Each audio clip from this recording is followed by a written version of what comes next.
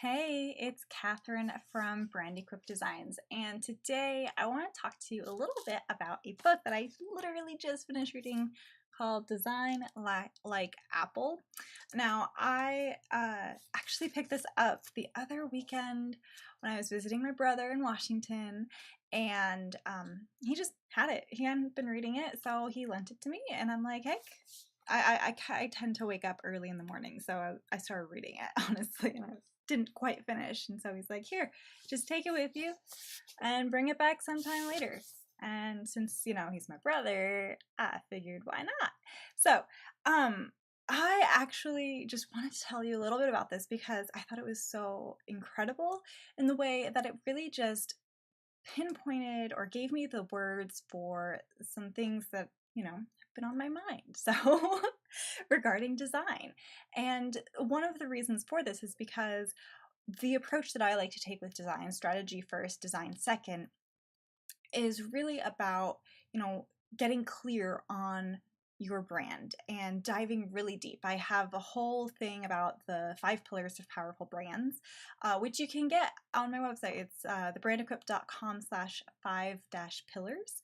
And that's actually a really great way to understand the foundations of what it takes to build a powerful brand. And what I find is that the 5 pillars is really similar to, what Apple did with their brand. And what I mean by that is that they took their culture, they took design and the idea for design and the fact that they want to innovate and that they, are obsessed with simplicity, like simplicity and stuff. They had their values and their culture really based around those values and their purpose that they had defined. Simon Sinek, I know, loves to talk about Apple as well because Simon Sinek, in case you don't know, is the why guru, as I like to refer to him. And he talks about how Apple has a really great why and that people buy Apple because they buy their why. And their why is, what was it? I can't even remember it right now. I literally just read this book and I've been watching Simon Sinek and I cannot remember. It's tip of my tongue. Okay, let me think.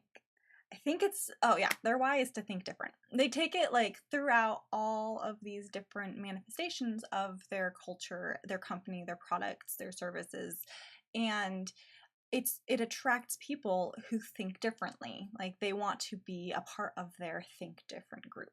And so the great thing about Design Like Apple is that it's not just an end product. It's literally built into every aspect of the company, as this book pointed out. And I think that the biggest point, other than like all of it was really great, honestly. But some of the biggest takeaways I think that were really important were that one, you don't design or you don't just tack on a design at the end. You have to like kind of have it a part of the product from the beginning. Like, what is it that you want this product to be achieving? And this could be the same for services as well. And I like to think of it as the same for services, which is why I talk about strategy, or I talk about your service as a part of your strategy in brand positioning. Because when you say something and when you develop, your brand values and your brand purpose and positioning and stuff, you need to prove it in what you do, and what you do is your service. So if you're not proving it in your service, then you're not you're not being authentic and to your own brand values. And so it's about, really just developing those values and letting them be not just a part of the design and the service of the product, but also just like the culture, building a culture around these really strong values, having a really strong, clear, simple, even if it is not simplicity like Apple's is, but a simple, clear idea, like big statement, unifying factor that is going to bring everyone together. And I think that that is one of the most powerful things you can do, because the more people you have working in this company or in your company, in your business, with these ideals, the, more targeted and purposeful new ideas you'll be getting. and you'll be able to create and stuff. And then it's just a matter of rigorously maintaining your values throughout all aspects of your business. That means, you know, production.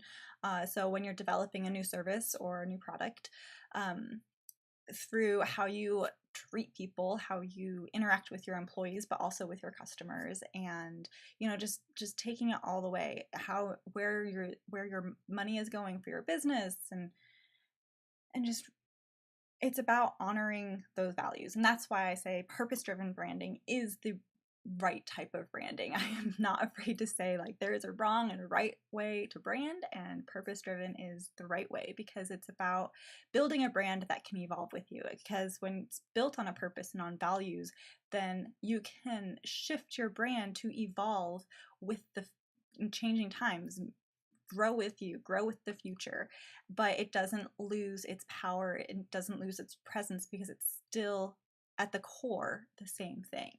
And so even if the look changes, which it probably won't need to if it's based on your purpose rather than, you know, just the look of the time, like the latest trend.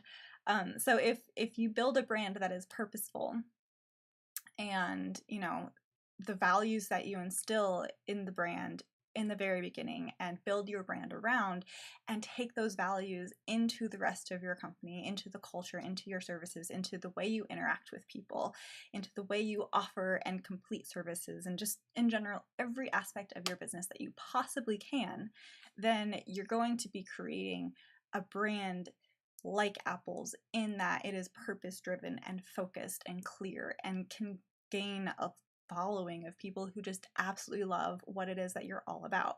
And so that's where positioning kind of comes into play. It's like, okay, let's take, you know, this idea that you have, these values that you have, and really just kind of marry them into something really, a powerful statement, a powerful idea that you can really work on communicating, and focus on communicating that. And then your services are supporting that idea. They're all about getting them to that, you know, big idea, your clients, your new customers. So that's essentially what I'm talking about today. I think it's why I loved this book so much. Again, it's Design Like Apple by John Edson. And it's because he really explained how design isn't just the end product. It's not just the visuals. It's everything. Like, you want it to be a part of your culture. You want it to, because it's not just about what it looks like. It's about, you know, intention. Do you want to intentionally create and cultivate a certain culture within your business, within your company? I loved, actually, in the very beginning, he defined brand design in like 3 different ways. There's the end result.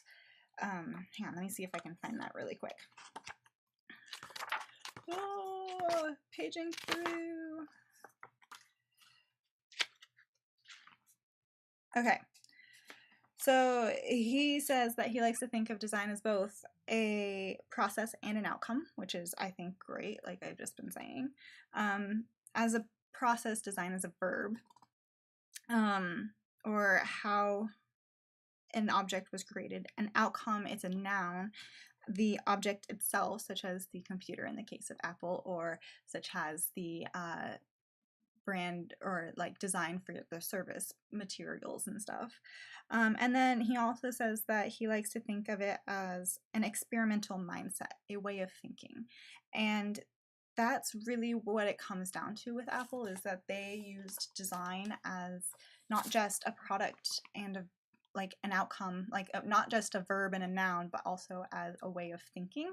And that's what the brand strategy is all about. It's about getting clear on what your values and purpose are, so that you can, you know, get really clear and design your entire business from this point of view. Because that's when it's really powerful, because that's when it's really focused and clear. So I just feel like I keep repeating myself. I can't even tell you how much I enjoyed this book, because it aligns with so many of my values. And if you want to check out how you can start, you know, developing your brand design like Apple, or as I call it, the 5 pillars of powerful design, you can go ahead and check out my website, thebrandequip.com. Again, this is Katherine, and if you are a designer, I highly recommend reading the Design Like Apple book because chances are you'll really enjoy it as well. So I will see you guys later. Bye for now.